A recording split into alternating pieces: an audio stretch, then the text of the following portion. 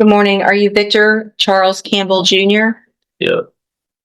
And Mr. Parker, will your client waive the formal reading of the indictment in each case? Well, you are.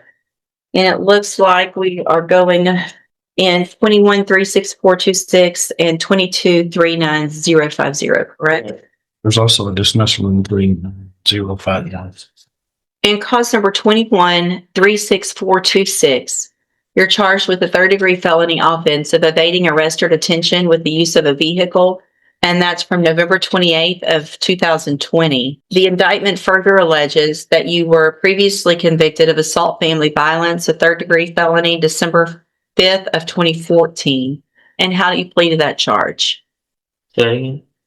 So to the charge, let's start with just evading arrest or detention with the use of a vehicle from November 28th of 2020. How do you plead to that charge? Guilty or not guilty?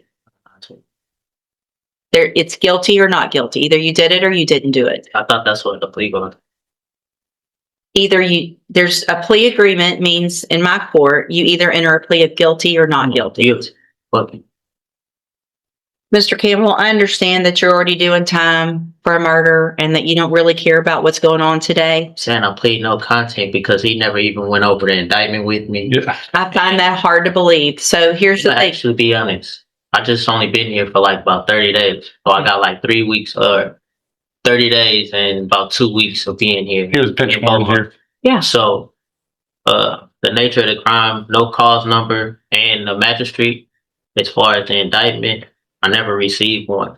And due to the fact of the nature of the charge of being from 2018, you have 5 years or 4 years to indict me to actually send that indictment. Sir, the allegation. That's why I'm pleading no contest. I'm not going to allow. I'm fine, guilty. It's fine. Here's the thing. I don't have to accept any plea agreement. Yes, ma'am. Okay. So you can, in that evading arrest or detention case, if you go to trial and you're found guilty, it's habitual. You're looking at 25 to life. We can set it for trial. I'm not playing games and I'm not going to accept the disrespect. If you want me to follow this agreement and go along with the plea agreement and you can go on, do your time and be done with it, then we can get that done. But you're not going to show disrespect while we're doing it to me. Do you understand? Yes. So if you want to go forward, we'll go forward. If not, we'll set it for trial. Mr. Smith will get ready very quickly and we'll get your case tried within a month. And it'll be habitual 25 to life. What do you want to do? It's 18 years. No, the plea agreement. If you go to trial, listen to me. If you go to trial and you're found guilty and your prior convictions, stop talking over me. If you go to trial and you're found guilty and those prior felony convictions are true, then you're looking at habitual 25 to life. Today, there's an agreement for something different. I'm glad to accept that if that's what you want to do. But you're going to either accept responsibility and plead guilty or plead not guilty. Yeah. That's your choices. So let's go back then and cause number 21-36426. You're charged with a third-degree felony offense of evading arrest or detention with the use of a vehicle from November 28th of 2020. How do you plead to that charge? Guilty or not guilty? That's what I'm saying. He's saying assault family violence. The evading arrest is guilty. It's evading arrest or detention with the use. I'm saying. I'm looking at your indictment. He's saying you got indicted for. I got that. For evading. In 2014, you were Hold convicted on. of something else. Okay. You've probably already tried. Let me take care of it this way. Let me just a second. We're going to get my information mixed up with him. Who's? Well, whoever that information is, I ain't gonna say his name on the record. That's not me. Yeah. Place that in front of your client, please. Now, that is cause number 426. That indictment alleges in paragraph 1 that you committed the third-degree felony offense of evading arrest or detention with the use of a vehicle from November 28th of 2020. How do you plead to that charge? I just pleaded no contest. She didn't want to accept no contest. How do you plead to that charge? Guilty or not guilty? We're not going backwards, okay? I already told you you're not going to plead no contest. Guilty or not? You plead guilty or not guilty? So if I'm telling you no contest, what is that? It's nothing, and it's nothing. You're not allowed. I can take a plea of no contest or I cannot take a plea of no contest. That is up to the court. You're not legally entitled to plead no contest if there's a plea bargain.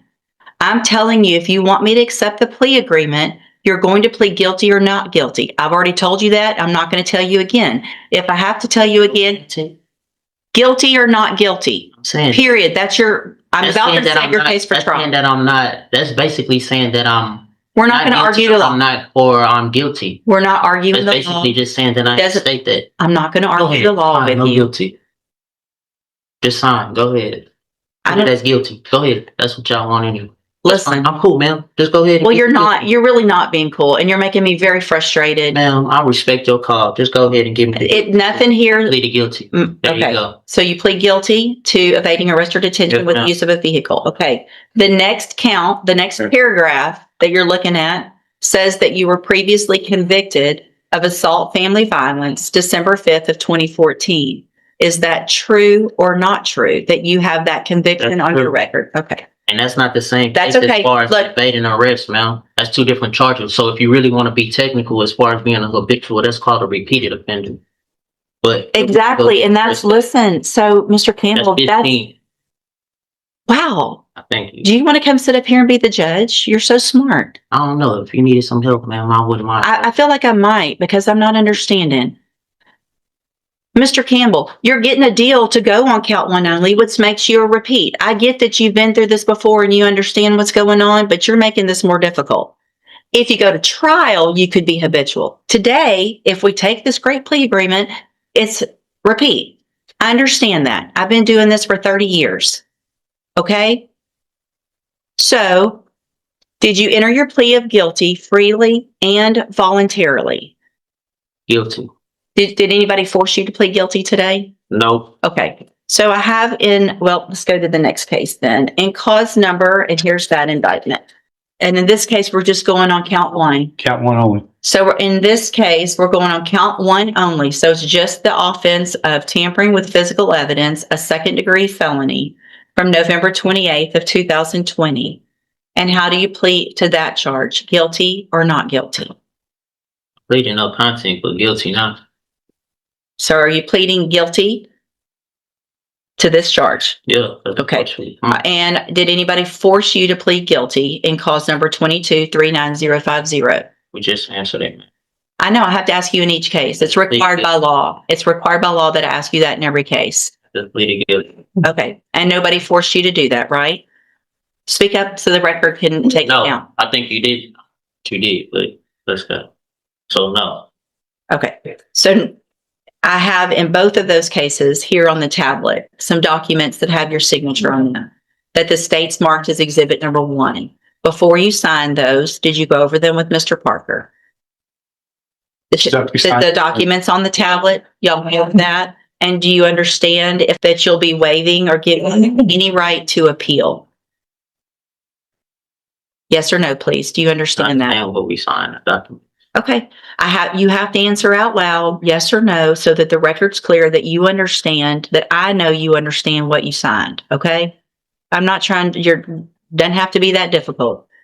Just get in, get your deal and get out. You're making this way more difficult than it has to be. Do you also understand if you're not a U.S. citizen could result in your deportation, exclusion from admission to the country, or denial of naturalization under federal law? So what this is, I'm I'm required to ask everyone that. Are you a U.S. citizen? yeah. Okay. Is there any evidence that Mr. Campbell is not competent? No, even. Okay, Mr. Campbell, I'm going to find in each of your cases that you, Mr. Campbell, pay attention to me for a second, please. Oh, foul, well, I ain't drinking. Mr. Campbell, you ready? Yeah. In cause number 2136426, I'm going to find that you entered your plea of guilty and true freely and voluntarily. Find that you're mentally competent and you understand the nature and the consequences of your plea. Find sufficient evidence to find you guilty, and at this time, find you guilty of evading arrest or detention with the use of a vehicle. Find that prior conviction true. Sentence you in accordance with your agreement to a term of 18 years in the institutional division of the Texas Department of Corrections. You will receive credit on that sentence for any time that you've been in custody that the law gives you the right to receive. So can you say that on record? I'm It on the is. record. No, I'm saying say that how long I've been in custody. I don't know. I don't have that information. 5 years. Okay, you'll get all the credit that you Wow. are entitled to get by law. And cause number 2239050, also find that you entered your plea of guilty freely and voluntarily, find sufficient evidence to find you guilty, and at this time find you guilty of tampering with physical evidence, sentence you in accordance with your agreement to a term of 18 years in the institutional division of the Texas Department of Corrections. You will also receive credit on that sentence for any time that you've been in custody that the law gives you the right to receive. These two cases will run concurrently, which means together at the same time. And I'm handing you in both of your cases the trial court certifications that shows these were agreements that I followed, and so you've waived your right to appeal. I've also handed you a written admonishment regarding your ineligibility to possess a firearm or ammunition. Because of the judgments entered against you, you're ineligible under Texas law to possess a firearm or ammunition. Possession of a firearm or ammunition could lead to charges against you. Firearm is a legal term. You should read that written admonishment. If you have any questions about the laws that make you ineligible to possess a firearm or ammunition or about how long it lasts, you can talk with your attorney. You can go back with the bailiff. So do I In get the my end, papers for the my time courtroom served? chaos led to 2 concurrent 18-year sentences, meaning he'll serve them at the same time instead of back-to-back. But the biggest takeaway here wasn't just the sentence, it was the constant tension between procedure, respect, and control inside the courtroom. One wrong attitude can completely change the tone of a hearing. So what do you think? Was the judge being patient under pressure, or did this hearing spiral further than it should have?